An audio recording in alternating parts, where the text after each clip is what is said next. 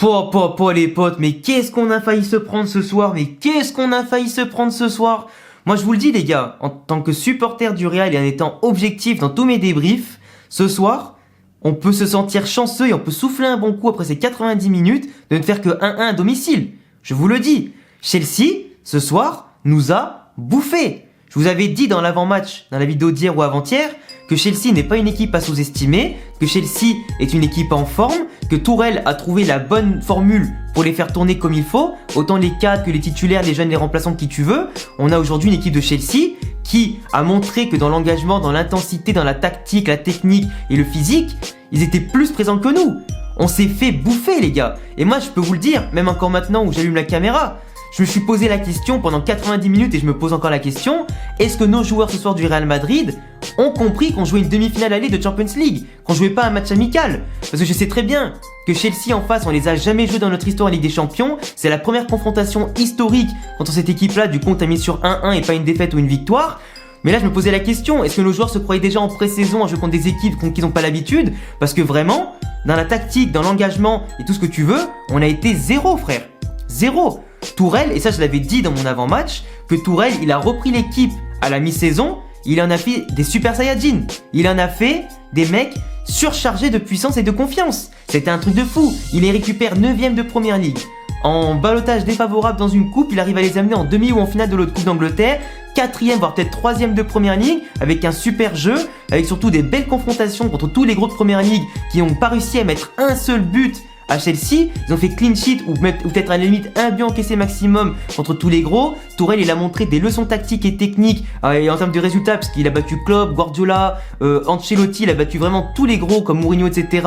en Première Ligue en l'espace de 3-4 mois. Là il arrive en Champions League, il est en demi-finale avec une équipe qui possède des joueurs comme Havertz, comme Ziyech, comme Pulisic, comme Werner etc. qui étaient un petit peu en manque de confiance, de rythme et qui avaient du mal à trouver leur repère dans cette équipe. Au final le mec les a tous relancés et on l'a vu ce soir que sur l'équipe type titulaire de Chelsea ce soir et ceux qui sont rentrés en cours de match, titulaires comme remplaçants, on a pris le bouillon frère. Que ce soit notre attaque, notre milieu de terrain, qui est pourtant un milieu de terrain masterclass, le meilleur milieu de terrain du monde, et notre défense etc.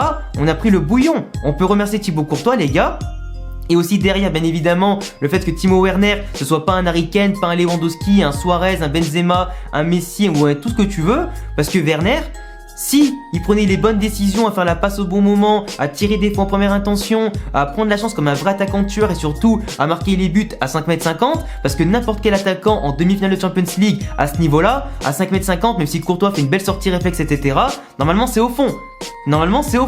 Donc si Thibaut Courtois n'est pas là et pas plus concentré du moins que le reste de notre équipe, au bout de 15 minutes, frère, on perd 2 ou 3-0 facile. Et moi, pour moi, le résultat juste de ce match-là, ça aurait été que Chelsea repart de Madrid avec 2 ou 3 buts en plus pour eux. C'est facile. On n'a rien fait. Franchement, on va pas se mentir. Le Real Madrid, aujourd'hui, a été mauvais. C'était pas le Real Madrid qu'on a vu contre l'Atalanta. C'est pas le Real Madrid qu'on a vu contre Liverpool, surtout au match aller, et puis après qui a su bien défendre avec solidarité son score du match aller au retour. C'était pas le Real Madrid du Classico. C'était pas le Real Madrid contre les matchs contre l'Atlético Madrid, etc. C'était pas le Real Madrid des gros matchs de saison. Cette année, on perd un petit peu des points, on fait un petit, comment on appelle ça, on trébuche contre des petites équipes ou des moyennes. Mais dans tous les gros matchs, on a montré qu'on était meilleur, qu'on allait chercher la gagne à domicile comme à l'extérieur. Et des fois des matchs nuls, mais en étant aussi bon que l'adversaire. Pas 15 niveaux en dessous. Là, les amis, je vous jure, le même match, tu le joues contre Paris, contre le PSG ou le Bayern ou qui tu veux, ce soir on perd. Parce qu'en face, ils avaient Timo Werner qui a voulu gâcher les occasions, Pulisic qui des fois on a trop fait mais qui nous a baladé sur le premier but. D'ailleurs, premier but, parlons-en et ça permettra un petit peu d'enchaîner après derrière sur les défenseurs du Real et remonter petit à petit sur la feuille de match. On a eu déjà Thibaut Courtois au top du top. Sur le but, il ne peut rien faire. Soit il y va trop vite, avec la vitesse de Pulisic, il le fauche. Il peut peut-être prendre un carton rouge et en plus de ça faire un penalty. Du coup, il fait bien de rester comme ça en espérant peut-être qu'il pousse trop loin son ballon et tout ça. Mais jamais, je dis bien au grand jamais, Nacho et Varane et même Militao doivent revenir aussi peu vite. Militao qui revient limite en trottinant au lieu de revenir en courant pour bloquer l'angle à Pulisic et éventuellement profiter qu'il la pousse un peu sur le côté sans qu'il le voit arriver pour mettre le petit pied etc pour la dégager. De l'autre côté Nacho qui suit au départ Pulisic mais au lieu d'aller lui fermer la porte et de dire à Courtois rentre dans la cage, non lui il va dans la cage et Thibaut Courtois y va en ayant bien sûr une petite hésitation. Bah c'est trop tard, il fait le petit check, petit crochet, Varane lui il est occupé à prendre Werner alors que Werner même la cage vide il peut la rater. c'est foutu. Si tu lui laisses à Pulisic l'occasion de dribbler ton gardien, de tirer quasiment les cages vides, avec les deux zigotos qui se mettent, au lieu de se mettre à gauche, à droite ou un petit peu décollés pour réagir, les deux sont mis carrément au centre de la cage. Du coup, il a plus qu'à tirer en force un petit peu à côté, c'était fini. Ça m'a saoulé. Ça m'a saoulé. Après, pareil. Déjà, aujourd'hui, la tactique, j'ai pas compris. Normalement, quand tu vois une équipe adverse qui est huilée en 3-4-3, pourquoi Zidane, ce soir, il a fait un 3-5-2? Je comprends qu'il n'y ait pas Valverde et que du coup, tu peux pas faire un 4-4-2 à plat comme il aurait bien aimé faire.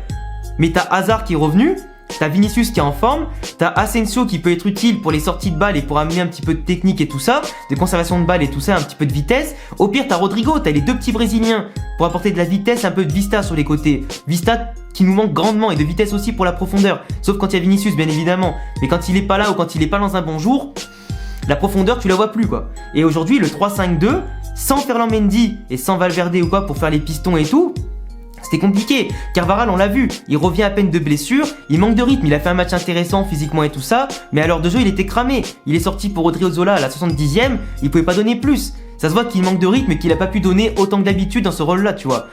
Varane derrière. Sans Ramos, on sait qu'il a un peu de mal des fois. Ces derniers temps, il a quand même haussé la voix, il a quand même monté le ton d'un patron.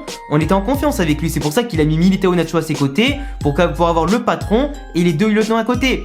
Nacho, Militao, ils ont fait un super match. Par contre, la première mi-temps, les trois défenseurs centraux et même les deux autres sur les côtés, ça a été catastrophique. En termes de placement tactique, j'ai jamais vu ça. Et tu vois, c'est un petit peu ce que je disais aussi dans mes autres débriefs, où je disais que pour l'instant, contre le Barça et Liverpool et tout, Nacho, Militao, avec ou sans Varane, etc., ils ont fait les bonnes décisions. Ils reculaient quand il fallait reculer et ils avançaient quand il fallait avancer. Et dans l'engagement sur le ballon, au bonhomme et tout ça, au top.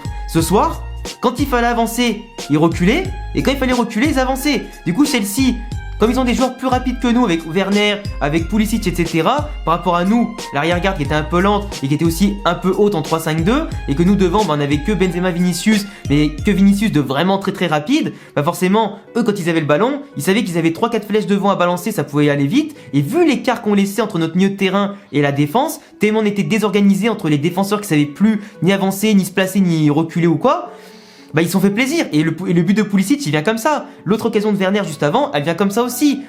Kanté, Jorginho, ils ont pu se faire plaisir en perçant les lignes comme ils voulaient. Ils avaient des mètres à avaler rien qu'en courant avec le ballon. C'était scandaleux. Marcelo, parlons-en vite fait.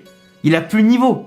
On le sait. Pour jouer en 3-5-2, son piston gauche qui est maintenant son seul rôle qu'il peut jouer. Parce que arrière gauche est foutu, il peut plus. Il a plus la vitesse, plus le placement, plus la réactivité, etc. Sa technique maintenant, elle doit servir à conserver le ballon dans les 30 ou 35 derniers mètres de l'adversaire. De derrière chez nous, c'est fini. Nous aujourd'hui, on a clairement souffert sans Valverde au milieu de terrain et sans Ferland Mendy à gauche. Notre couloir gauche était une autoroute. Parce que Marcelo, il prenait plus son couloir, parce que il déséquilibrait la défense, il perdait des ballons, et dans l'intensité aussi, il était foiré. À un moment, il prend un jaune, et je veux que Zidane, il le changeait pas, je fais, mais c'est pas possible. En plus, il y a Ziyech qui est rentré, on va prendre un rouge, c'est sûr. Après, Odriozola, à un moment, il est rentré pour Carvajal, bon, il a été moyen, il a fait ce qu'il pouvait faire, en tout cas, il a pas été trop débordé, il a fait ce qu'il fallait, il essaie d'apporter offensivement en étirant le bloc, en débordant un maximum. Bon, on peut pas trop le juger sur 15 minutes. Mais Marcelo, j'ai hâte, en tout cas, du retour de Ferland Mendy, qui normalement doit revenir pour le match retour contre Chelsea et peut-être gratter des minutes contre Osasuna ce week-end en Liga. Mais j'ai hâte qu'il revienne, parce que je pense que si tu mets Mendy à la place de Marcelo et que tu mets Valverde aussi sur le terrain, je pense à un autre match, on aura plus d'intensité, plus d'engagement, un joueur aussi qui peut apporter plus de physique, voire deux, avoir un couloir gauche qui peut autant attaquer que défendre, parce qu'avec Marcelo, le couloir gauche il était fragile, très fragile dans les deux cas, pour défendre et pour attaquer. De l'autre côté, le milieu de terrain, je les ai pas reconnus. Casemiro, il a assuré l'équilibre, mais il a fait beaucoup plus de fautes que d'habitude, il a perdu beaucoup de ballons aussi. À un moment, je crois que l'action de Werner justement qui rate à 5,50 m, ça vient d'une passe totalement ratée, totalement simple, parce qu'il a voulu s'inventer une talonnade, après une belle touche de cross, etc.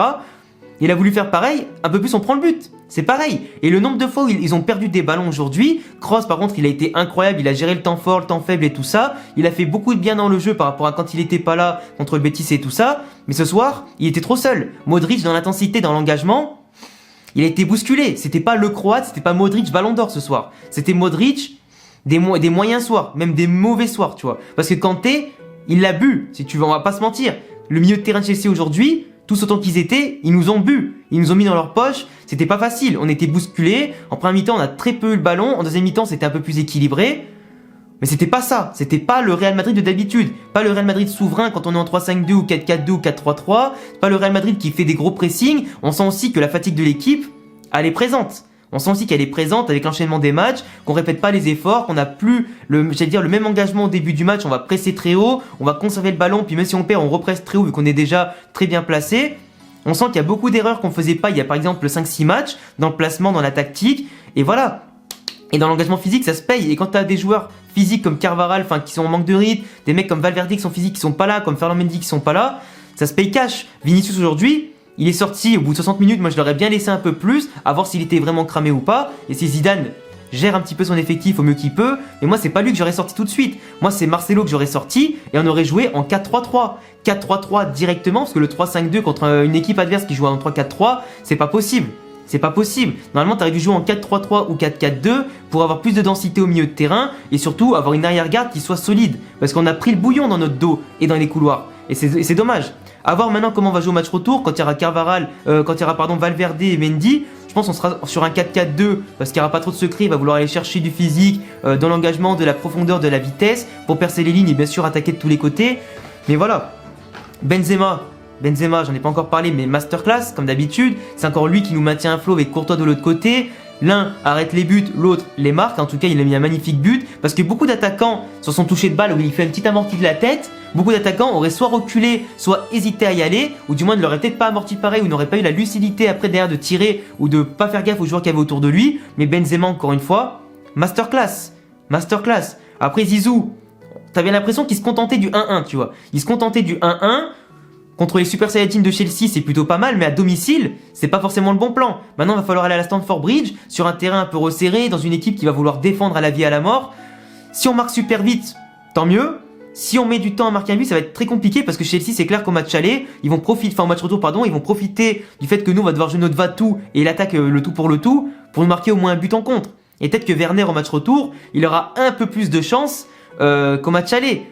Et petite blague à part, si ça avait été Giroud à la place de Werner sur les occasions, 100% on en prend au moins un ou deux de Giroud. Et là vous pouvez être sûr que dans tous les journaux t'entends parler qui est la F1, qui est le karting entre Giroud et Benzema, machin il marque des buts contre Séville, il marque des buts contre Atletico, contre le Real Madrid. Heureusement c'est pas arrivé. Heureusement. Mais bon, là je pense que tu vois c'est comme ça, c'est la vie. Après, qu'est-ce que je te dise, 1-1 domicile, la qualif maintenant va devoir aller être... La qualif maintenant, il va falloir aller la chercher avec les corones, comme on dit en Espagne. Il va falloir aller la chercher avec les tripes, avec des joueurs qui vont devoir se sortir les doigts du cul. En attendant, petit match contre Osasuna ce week-end. On fera l'avant-match, bien sûr, dans 2-3 jours. Mais là, va falloir aussi gérer l'effectif avec le retour des blessés, etc., des Covidés, pour aller chercher la qualif en Champions League, pour la finale de Champions League.